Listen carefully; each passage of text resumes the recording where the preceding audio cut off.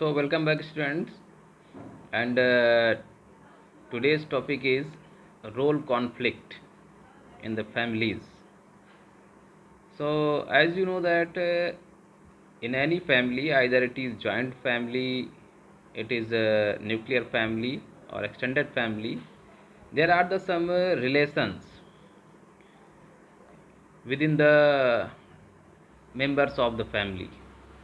These relations may be on the basis of their blood relation, means by birth, and some may be socially formed after the marriage.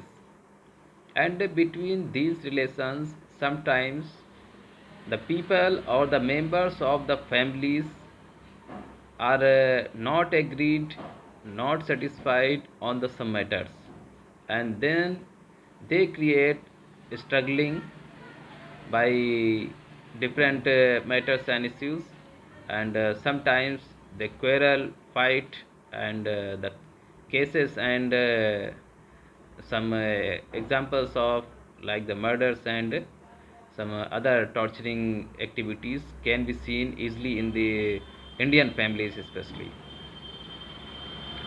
So it is the result of the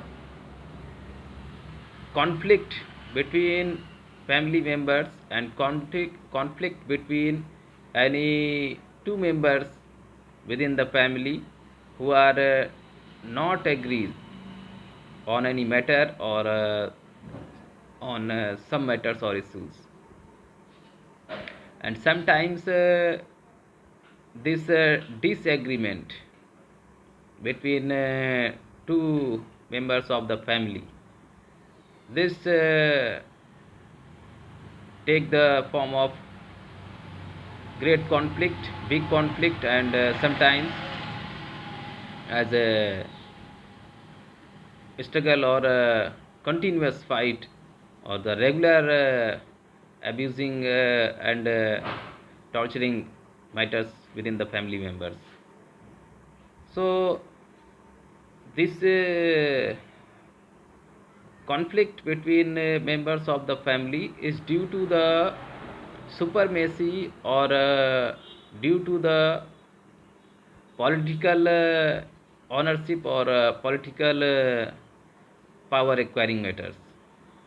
Means every and each member in the family try to or want to establish his personality and his position within the family. And when a person is not capable or a person is failed to establish his position and his power within the family, then he used to some unfair means, and sometimes he also refuses the family on the some matters or the each and every matters.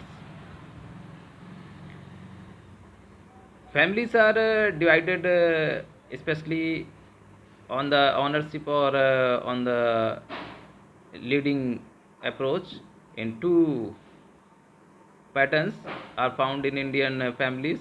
The first is the patriarchal families, and second is the matriarchal families. In patriarchal families, the family members are guided and headed by a male person or especially the elder male person of the family, means grandfather or father is the head of the family, and most of the decisions and money matter are solved and especially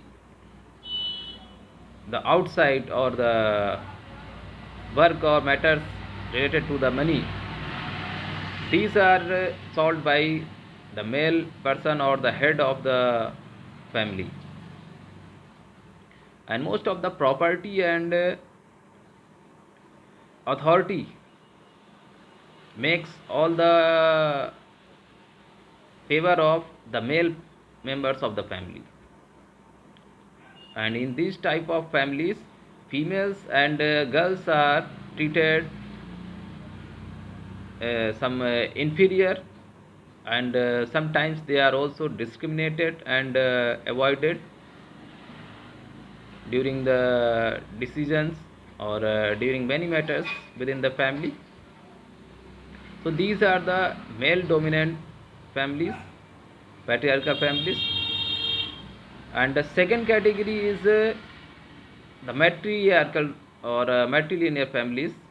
In these families, any female member, especially grandmother or mother of the family, is the head of the family, and most of the property matters and authority or the land properties are kept by these head of the family, means mother or grandmother of the families. And this property and authority is transferred after generation to next generation. But these matriarchal families and female leading or female headed families are found very scarce in the country. Only the few Himalayan mountain regions, states like Jammu Kashmir, Himachal, and northeastern states, Meghalaya and Arunachal, Nagaland, and few South Indian states, Tamil Nadu and Kerala. Only in these states, the matriarchal families are found in especially tribal groups, within the some tribe families. But the mainstream of the country, means where the upper caste and most of the Hindus and Muslim families are living in the major and large states and highly populated states. So in these large and highly populated states, this matriarchal families are not found. Only in few cases when a male person has died in the family, or he is not capable to lead the family, then it may be that any female member of the family is governing or taking charge in the family. But most of the cases, any male person of the family is the head of the all members. So it is obviously looking that most of the Indian families are male dominant, means a male person is the head of the family, and he is keeping all the decisions within his power and within his jurisdiction, and all the money and land authorities are also keeping by him. So the rest of the members, especially the women and girls of these male dominant societies and families, are discriminated and ignored, and they have the less opportunities uh, than the male members of the family. So they are continuously going backward. They are not getting equal opportunities. Sometimes they are ill-treating by the male members, and sometimes male and female both members of the families. This is regarding to the sometimes daughter-in-law, when a new young girl is married with any boy, and she is going and living with her husband in husband's family, then it may be that the husband's family's members and along with husband can ill treat with this new married girl, and the causes or reasons may be different. The reason of the dowry system that is running in the Indian society, the demand of the jewelry money and the land from the girls' families, and matter of the sometimes the relations are not smooth and lovingly, means the daughter-in-law is not satisfying or not adjusting within the family of her husband, then it may be the conflict between the woman or girl with the other members of the families. And sometimes these matters create a big conflict, and these may be the cause of the ill treatment with the women or the newly married girls, and sometimes this may be also cause for the divorce of the husband and wife. Sometimes this ill treatment or this harassment may be reached at the extreme point, means the sexual harassment, murder, or the some other ill treated physically or mentally torture.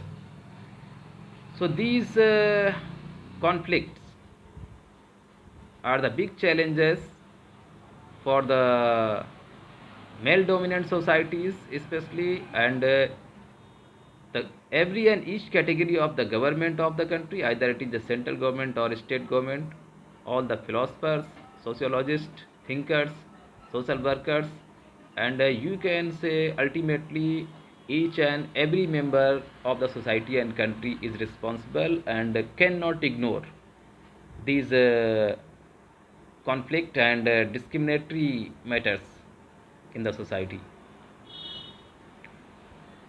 So the demand of the equality and equal rights for all categories of the members of families, either these are the children of family, the old citizens of the family, means grandparents who are unable to do any work, and sometimes they are dependent on the working department or working men of the family, and also women and girls who have given less privilege and less opportunities in the family, so they are also dependent and sometimes unable to do any work and unable to take the self decision. So in all these conditions, these discriminated and you can say ignored or ill treated sections of the families, these are demanding the equal rights, and this struggle is continuing, and it is a big issue for the country and for the government.